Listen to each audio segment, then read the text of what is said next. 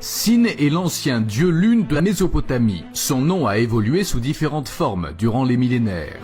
Le symbole qui le représentait était le croissant de lune et le taureau. À travers les différents royaumes, époques et régions, Sin deviendra Baal.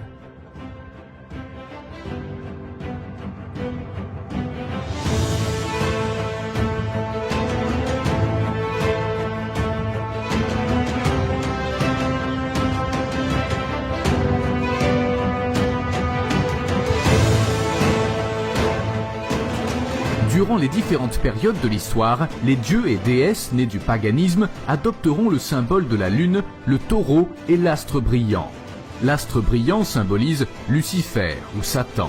Lucifer est défini dans la Bible, Ésaïe chapitre 14, verset 12. « Te voilà tombé du ciel, astre brillant, fils de l'aurore ». Baal sera représenté sous différents aspects, en fonction de la région, de l'époque où il était vénéré. Très souvent, les symboles du croissant de lune, le taureau ou un astre brillant le représentent.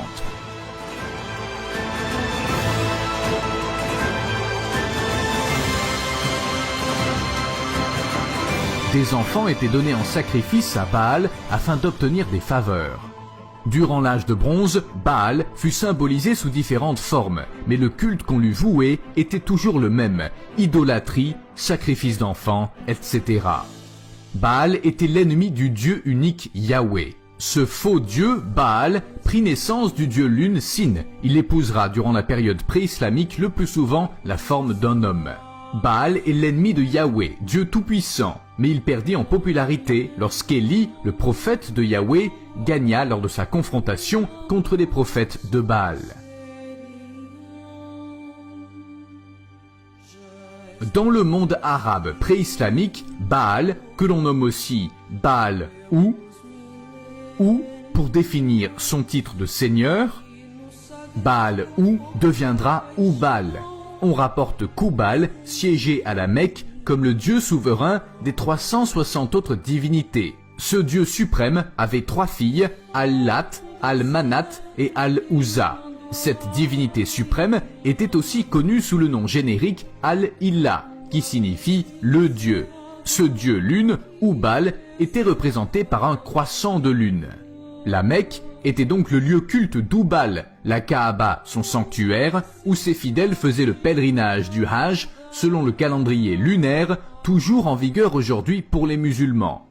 Dès 610 après Jésus-Christ, Mahomet, après avoir plagié la Bible et autres textes religieux, ce seigneur de guerre érigea les fondements du Coran et de sa nouvelle religion qu'il voulait monothéiste. Il contracta le nom d'Al-Illah par celui d'Allah. Il détruisit aussi toute référence concernant les idoles, les déesses, les statues, même celle du dieu Oubal, afin d'effacer l'origine païenne de la Mecque polythéiste.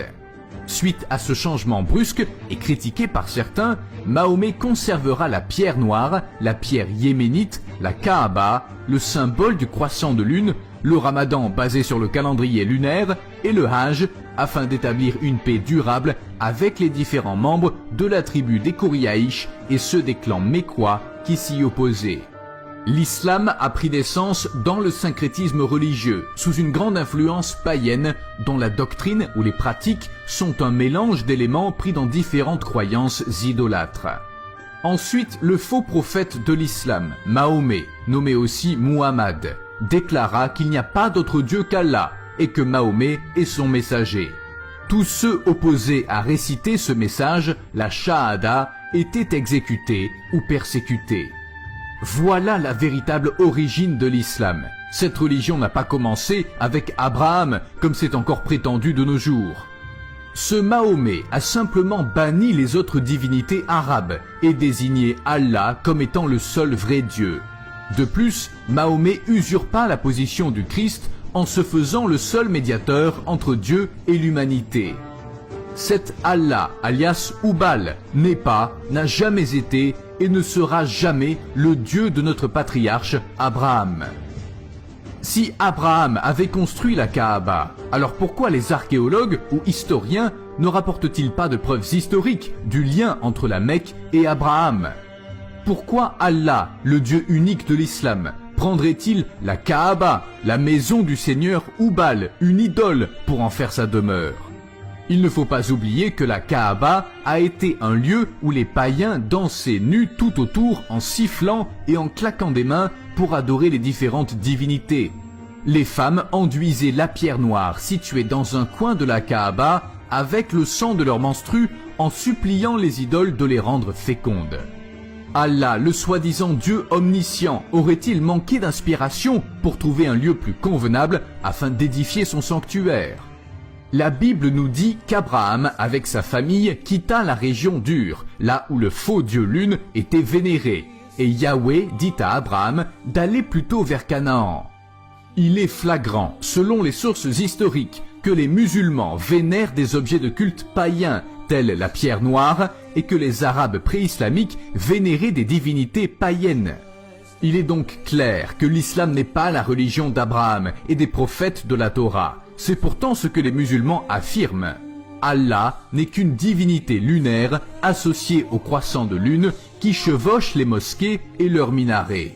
La signification de Hubal Sin, Allah, est contrôleur de la nuit et maître des ténèbres. Son emblème, c'est le croissant de lune, si célèbre dans le monde islamique encore aujourd'hui.